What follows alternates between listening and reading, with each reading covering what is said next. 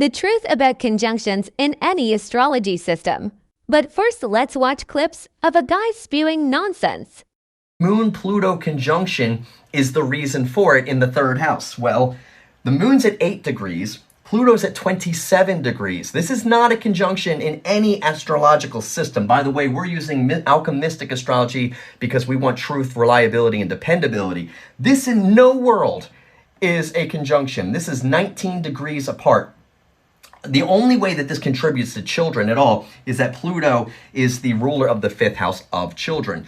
That's a 3-degree orb of influence, and every planet has its own based on the size, density, and distance from us here on Earth. If you're trying to use two planets that are simply in the same sign as a conjunction, that's simply wrong. These planets are not blending energies. They are operating independently within the same sign. And a conjunction doesn't even have to be in the same sign and house. It could be crossing a cusp line, again, using the distance based off of what planets are involved. That's called the allowable orb of influence.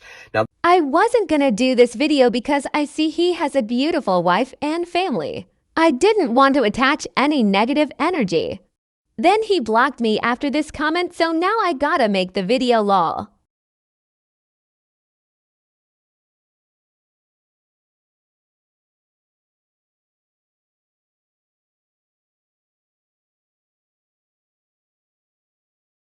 Methodologies like that wouldn't even work in a 4 or 5 planet conjunction. Doesn't Pluto rule Scorpio and Scorpio rules the 5th house of the chart he just showed? He posted Elon Musk's birth chart with a Cancer ascendant. He is using basic whole sign astrology and claiming it as a new system. Then he sells people classes lol. People like that are using astrology as a get-rich-quick scheme. Now back to the conjunctions.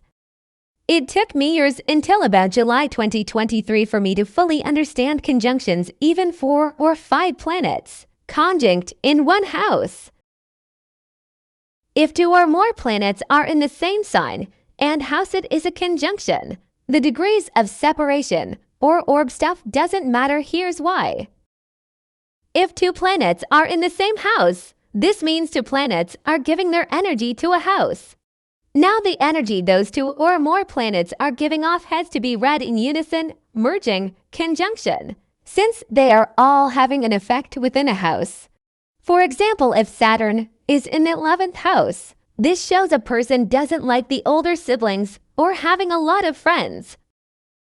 Now if Jupiter is in the 11th house, it's supposed to make someone have lots of friends and like his or her older siblings, which doesn't make sense since these 2 planets are both giving different energies.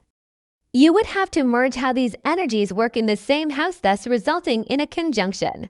If Saturn is in a house with any planet, no matter what degree or orb there is, it doesn't matter because Saturn would always have full control of the house it is in. This means planets have to automatically merge with Saturn's limiting, restrictive energy. I never tested the Placidus or KP astrology conjunctions where 2 planets are in the same sign, but different houses. The reason for that is it would make the house rulership incorrect, and thus you read the charts incorrectly. A good test is find a guy who has a Rahu North Node Venus conjunction in his birth chart. You would realize this guy has only dated or have sex with women of a different ethnicity or race. Test this conjunction as long as they are in the same sign and house. Use whole sign for this method.